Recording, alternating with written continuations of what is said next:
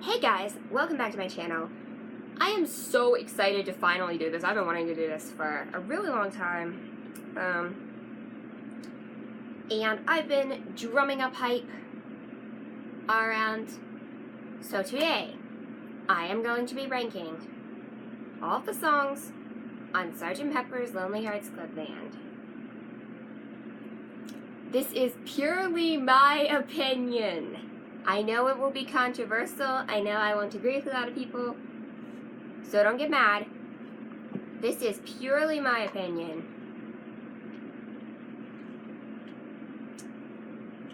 Thank you. Without further ado, let's get into it. Number 13. Sgt. Pepper's Lonely Hearts Club Band Reprise. So, for a concept album, this song, obviously, it's the penultimate track on the album, and it's really just a bridge track. It leads into another thing. As a concept album, and as the way the songs flow together, it works great, but as a song itself, it's just a reprise of an earlier song. It's a short version. I love the upbeat nature of it. It's very rocky. That sounds weird. It's got a very upbeat nature, but it's just too short to really consider as much of a full-length song as the rest of the albums. Number 12, and here's where the controversy starts. Lucy in the Sky with Diamonds. Now, to me, this song, I don't care what it's about. I don't care if you say it's about LSD. I don't care if it's about his child's drawing. I don't really care what it's about. We know he was on LSD at the time. And you also know I really do like John Lennon stuff, but I prefer the more realistic or personal stuff. And this is just a very bizarre type song to me. And to me, it's got that very, chill kind of musical vibe to it. A song like Something, or like Pink Floyd songs later have a very chill, musical vibe with the guitars and stuff. And it's just very chill. But this song is like that, but it's weird enough to not be relaxing, but not weird enough for it to be really be interesting, if you know what I mean. It's weird, but it's not weird enough to really be interesting. I Am a Walrus. I Am a Walrus is a song that is so out there. It's so bizarre, and I love it because it's so bizarre. And, like, the lyrics are so... I'm not saying the lyrics of Lucy in the Sky with Diamonds aren't bizarre, but it's just... You can picture it, like, you can picture it, tangerine trees and marmalade skies and all. It's not that weird compared to something like... I am the walrus, I am he as you are me, and we are all together. See how they run like pigs from the gun, see how they fly, I'm crying. And the thing about that song, too, is that Lucy is just very dreamy, like, do-do-do-do-do-do-do-do-do-do. And that's, like, the music for the entire thing except for the chorus, which is also really boring. It's just Lucy in the Sky with Diamonds over and over, and then they go, ah, yeah. But something like I'm a Walrus, that's an interesting rhythm. That's do-do-do-do-do-do-do. It's actually a police siren. The rhythm was inspired by a police siren. It's, I am he as you are me, and we are all together. See how they run like pigs from a gun, see how they fly. I'm crying. Sitting on a cornflake, waiting for the van to come.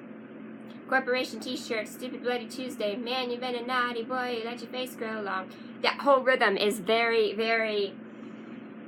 But Lucy in the Sky with Diamonds is just like, picture yourself in a boat on a river. It's very monotone, if you know what I mean.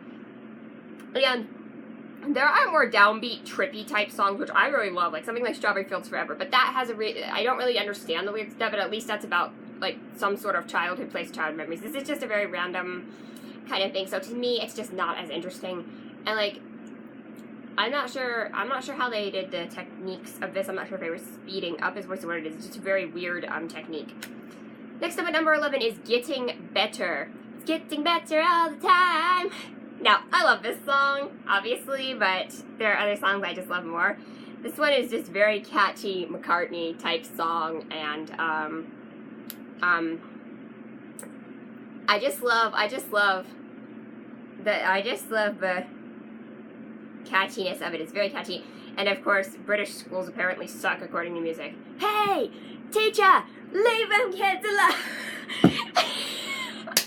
But according to rock music, British schools suck. So he's talking about school when he grew up, and I get the impression that, like, both John and Paul worked on writing this one, but Paul's singing it, and he's just very upbeat, like, It's getting better all the time. Just very, very upbeat. And it's a good song. It's catchy, but to me it's just a little bit too upbeat. You know how there are those Paul McCartney songs that are just very like, like, I don't know. Like, no, it's not anywhere near Maxwell Silverhammer levels of cringe, but it's a little bit cringy, if you know what I mean. Next up at number 10 is When I'm 64, another very upbeat Paul McCartney track. This one was all him writing, and he actually wrote it when he was about 15 or 16, I heard, which is super awesome. And I love this song as well. I just love the rhythm of it. It's got a very old-fashioned, you know, like 20s or 30s kind of sound to it. And it's just a very basic little ditty. I mean, there's really not a whole lot to the song, but I love the lyrics. It's just about growing old of somebody, and of course the irony, he actually had a divorce when he was 64, but, so the answer is no, by the way. Just kidding. The irony. It's just a very sweet little song. Again, it definitely has that juvenile, you can tell he wrote it when he was like 15 or 16. But to me, it's just not as good as, a lot of the other songs on the album, but I still really love it. Next up at number 9. Number 9? I can't resist. Is With a Little Help from My Friends. I get by with a little help from my friends. I can't help it. It's just so catchy. This is another one that Paul McCartney wrote. Paul McCartney songs are incredibly catchy and just put a smile on my face a lot of times, unless they make me cringe like Maxwell Silverhammer, but we're not going to do that. This song is amazing. Now, this is sung by Ringo. It's the second song on the album, and it's just a very, I love the, you know, the sort of theme of the song, of course, getting back to Little Help from My Friends. And it's just Ringo singing it, and this is probably my favorite Ringo-voiced song that he had with the Beatles. A lot of his songs I'm not as big of a fan of, but it's probably my favorite Ringo song with the Beatles, and I love the, you know, call and response to the part where they, like, I'll sing where he asks the question and they all respond. That's just so good, and it's just a really enjoyable song. I guess I should also put a disclaimer that I love every single song on this album, so if I say one is lower down on my list or not my favorite, that doesn't mean I hate it by any means. I love every single song on this album, so. Next up at number 8 is another Paul McCartney song. Paul McCartney had a lot of songs on this album. Is Lovely Rita. Rita, meet a maid. Nothing can come between us. Forgive me, I'm gonna do a lot of singing this episode. When I get stuck, I tow your heart away. Standing by a parking meter. When I caught a glimpse of Rita, filling in a ticket in a little white book. In her cap, she licked my shoulder, and a bag across her shoulder, and made her look a little like a military man. Wow, wow, wow, wow. Okay. It's a good song. It's really insanely catchy. It's got that little nursery rhyming vibe to it. You know, it's not a very personal one. I think this is one, and When I'm 64 as well, both songs John Lennon didn't really like. I'm not, that doesn't mean I don't like them. I'm not trying to say, I mean, John Lennon didn't like a lot of his own songs, which I love, so that doesn't mean anything. I really do like this one. This one is super catchy. It's cute. And I just love the instrumentation, the piano on it, and the backing vocals. And then when he just goes, Rita, and he's like doing the piano. And for some reason, when I hear that piano solo, all I can think of is Rolf the dog from the Muppets. I don't know why, but it's that little do-do-do-do. I don't know why. But anyway, it's a really catchy song. It's really cute. So there's that.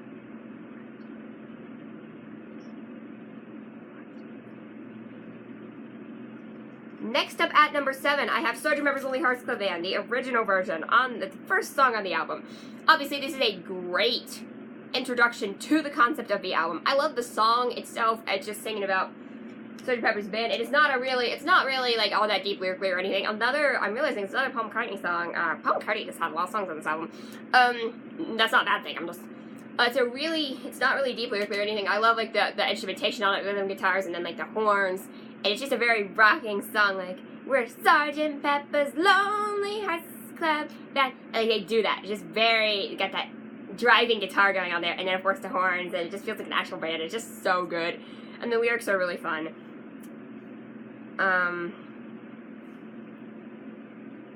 Next up at number 6, I have Being for the Benefit of Mr. Kite. Now, this is one of those songs that I believe was inspired. It was one of those John Lennon found an advertisement or a thing and wrote a song about it. Like, you know, happiness is a warm gut, and that's something Paul found out of it. That's a line Paul found out of a thing. I need a fix 'cause I'm going down. Oh, I'll stop, I promise. Okay. Next, so Being for the Benefit of Mr. Kite is a song that, it's so good. It's about a circus. It's a antique circus poster he found at a antique shop, and I just love, like, all the lyrics are just based on that poster. But what gets me about this song, obviously it's clever that he was able to, I get it, it's clever that he was able to make a song out of it, but what's amazing about that is the music in it, the like musical bridge, and then the part at the end, how it sounds like an actual circus, and the instruments they used, and how it's just, and the fact that it did that all on 4-track, it's just absolutely insane to me. So much better than, like, music, so much more complex than music now, and they did that all on 4-track. Now they have all the tools they want, and they don't use them. Kind of reminds me of the Star Wars prequels. But anyway, getting back on topic, we have my number 5 pick, Fixing a Hole. Another Paul McCartney song. This is probably my favorite, like, feel-good Paul McCartney ditty on this album, because the rest of the songs are a lot more serious, sort of. This song is just very, and it really doesn't matter if I'm wrong, I'm right. Where I belong, I'm right. Where I belong. It's just such a catchy, I don't really know what it's about necessarily. It's just very catchy song. I just love how it feels like you're drilling a hole in the instrumentation on it's really good. The guitars, there's a good guitar solo. It's just a really just fun, catchy song out of the Paul McCartney ones. That's just my favorite. The styling on it, the vocals on it. That's just my favorite out of those songs. Next up at number 4, controversial choice again. Good Morning, Good Morning. Now, I know a lot of people don't like this song. I'm not really sure why, other than the chanting, the Good Morning, Good Morning. That and the horns, I don't mind. I think the horns are great. And, of course, the end with all the animal noises gets a little annoying. But if you like piggies, I mean, that's on the right on. Like, piggies, come on. But this song, also, if you don't like it, listen to the demo version, or the older version of it. I think it's on Anthology. It's also on the Sgt. Pepper Deluxe set. So Good Morning, Good Morning is a song that John Lennon wrote about suburban boredom, and he was probably on LSD and just wandering about, like, it's literally just some guy wandering around. Like, when I say that, it's, like, such a weird song. It's such a weird concept. I mean, the line came from a cornflakes commercial, for crying out loud. Like, it's just such a weird concept for a song. He's just, like, walking around like, good morning, good morning. But I just love the lyrics, like it's just very clever, and I love his voice, like, always, and just everything about it, and it has a killer guitar solo by Paul McCartney, might I add. Yeah. And the horn section, it's just such a departure between lyrics and music, how the lyrics are just so much about, you know, mundaneness of his lifestyle, and the music is all like da da da da da da da da. It's like the horns is just like da. So that's to me. Next up at number 3 is She's Leaving Home. This is a song that I'm not sure which one of them, if it was John Lennon or Paul McCartney. One of them got it out of a newspaper clipping. There was a girl who ran away from home because it's the 60s, and it's just got a really nice instrumentation. It's got an older style of music. And Paul McCartney sings the lead on here, really good voice, and they do sort of a call and response thing on the chorus, and John Lennon does the background, and it's just a really nice song. I don't, like, once I get toward the top of this list, there's not too much I can say about these songs, just go listen to them. Next up at number 2 is Within You, Without You. This is George Harrison's song on this album. This is probably my favorite George Harrison song, and oh my goodness, what I love about this song, this is very inspired by, like, Indian music. There's a lot of Indian instruments, it's drumming, and the lyrics are all right.